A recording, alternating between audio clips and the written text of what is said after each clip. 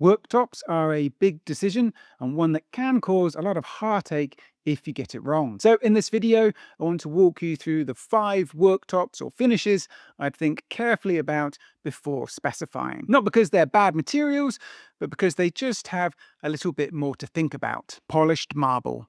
Now, marble looks absolutely beautiful. Nobody's arguing that. The veining, the depth, the fact each slab is unique, it's got something almost no other material can match. But polished marble in a working kitchen has a problem that I feel isn't always explained properly up front. It's not that it stains, which of course it can do, it's that it etches, and those two are different things. A stain is a color that soaks in and leaves a mark behind.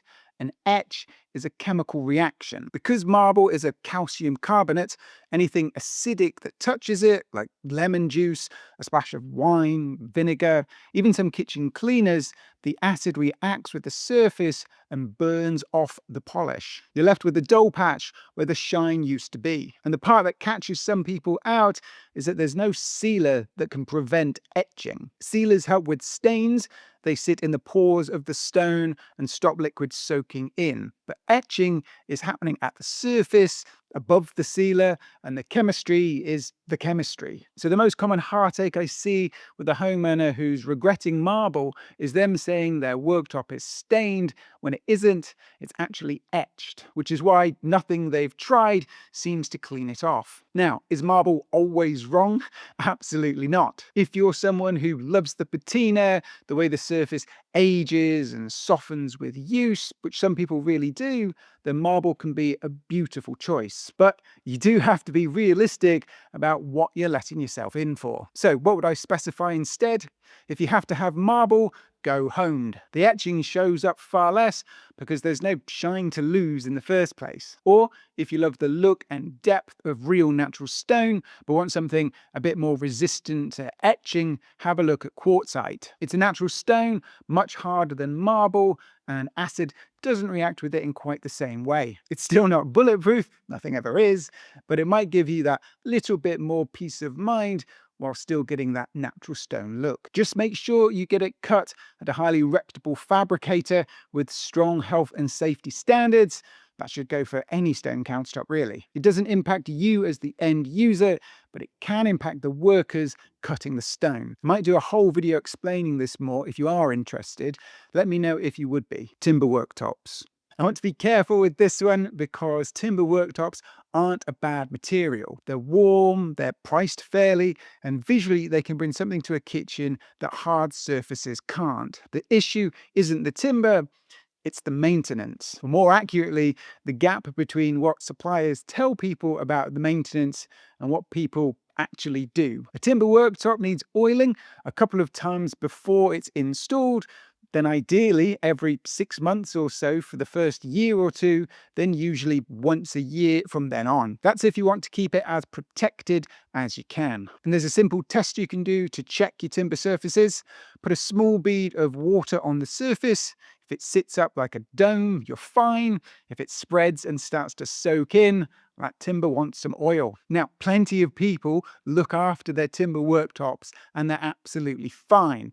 But a lot of people, in honesty, don't. And the place it goes wrong first is always the wet zone, the strip behind the tap, the edge next to the sink, or the drainer area. Standing water lifts the grain, and once the grain has lifted, the only way to get it looking new is to sand it back and start again. Which, of course, you can do, but who really wants to be sanding their worktops down every couple of years? Where timber actually shines is anywhere that isn't getting wet. So maybe as a clear island top or a breakfast bar, something that doesn't include the sink, timber is great. Warm to look at, warm to touch, and it ages beautifully if you keep up with it. So my honest steer on this, if you love timber, keep it, but look after it. Or consider having something else on the run that the sink is in. A natural stone, a quartz, or a sintered surface, something that doesn't mind getting wet as much. You get the warmth where you want it, and the performance where you need it. Tiled worktops. Tiled worktops have had a small comeback. You'll see them in a few design magazines, in some hand-built kitchens, and on the right project, they can look gorgeous. But they're not a choice I'd make for most homeowners. And the problem isn't the tile, it's the grout. Every joint in the surface is a place where food gets in, where liquid sits, where a chopping board doesn't quite sit flat, where over time the colour of the grout starts to drift away from how it looked on day one. Even with a good epoxy grout, which holds up far better than a standard cement grout, the joints still break up the surface visually and physically. Picture a 3-metre run of worktop with a small 15-centimetre square tile. Think of all of those joints in that run alone, all the hygiene points, all the visual interruptions. So, is tiled ever the right answer? If you're doing a deliberately rustic kitchen, a period property, something with a strong Mediterranean feel, and you actively love the look of a tiled top, then yes, done well, it can of course be beautiful. But for most kitchens, it's a maintenance commitment people don't fully realise they're signing up for. What I'd specify instead, for the budget you'd spend on a quality tiled worktop with epoxy grout, you can usually get a more cost-effective granite or quartz that can still give you that natural Mediterranean feel if that's what you want. And they both give you a continuous, clear surface that's far easier to live with day to day. Budget laminate. This one's interesting because the surface itself isn't really the problem. These days, modern laminates look better than they ever have. The visuals are sharp, the textures are convincing, and on the top surface, a good laminate holds up well. The problem with budget laminate is everything that isn't the surface. It's the chipboard core underneath, it's the front edge where the laminate is wrapped down or square cut. It's the seam at the sink cutout. Anywhere moisture finds a way in, the chipboard underneath swells. And once it's swollen, that's it. There's no fixing it. You're replacing the worktop. The single biggest weak spot is the sink cutout. Even with a properly sealed silicone bead, a sink cutout is where you'll see the failure first on almost every budget laminate kitchen I see come up for replacement. Again, am I saying never use laminate? No, of course not. If that's what the budget calls for, a well-fitted laminate is a sensible call. The trick is not to go right to the bottom of the range. Spend a step or two up and get a better quality laminate that can hold up to a bit more stress. Or you could consider looking at something like compact laminate. It's a solid through color material. There's no chipboard core, so even if it gets wet, it doesn't blow or swell. And there's a good amount of choice of colors and textures in the market these days. And the price difference versus a basic budget laminate really isn't that massive. Solid surface, Korean style countertops. This is a personal one. I'll be upfront here.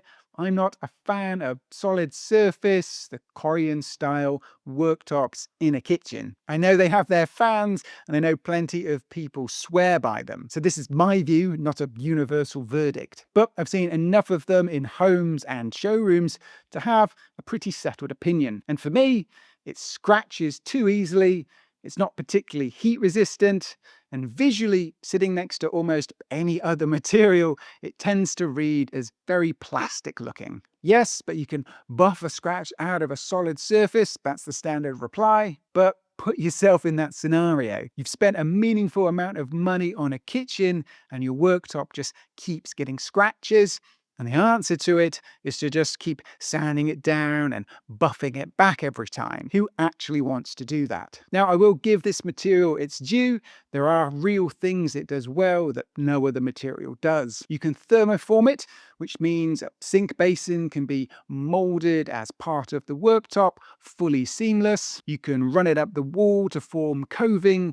You can do curves and shapes that nothing else can. In a commercial fit-out, in a healthcare environment, in an accessibility-driven design where seamlessness genuinely matters, solid surface earns its place. But for a typical residential kitchen, I'd nearly always go in a different direction. In a similar price band, you could be looking at a porcelain or sintered stone, giving you that big, smooth, almost seamless look with a surface that doesn't scratch in normal use, doesn't mind heat, and reads as a more premium material. And if you really want to spend some money, you can have your sink cut in and made out of the same material too, matching that flowing, seamless, solid surface look. kind of the caveat. Now, every one of these materials is the right decision for someone's kitchen. Polished marble in a low-use kitchen with someone who loves patina, no problem. Tiled in a genuine rustic Mediterranean farmhouse, gorgeous. The reason I'd think twice about all five is that I'm assuming most homeowners watching this aren't fitting a kitchen in a Mediterranean farmhouse. And if you are, I'm very jealous. But you're probably fitting a normal, busy family kitchen. And in that context, I'd be concerned that these five tend to disappoint more often than they delight. But if you love a material on this list and you know the trade-offs and are happy to go with it, then that's great. The aim of this video is just making sure you aren't surprised in a year or two's time. So I'm curious, which worktop are you currently leaning toward? And are there any that you've already ruled out completely? Let me know in the comments below. If you enjoyed this one, I'm sure you'll like this video where I talk through some of the most popular worktop materials in a little bit more depth. As always, thank you so much for watching, and I'll see you in the next one.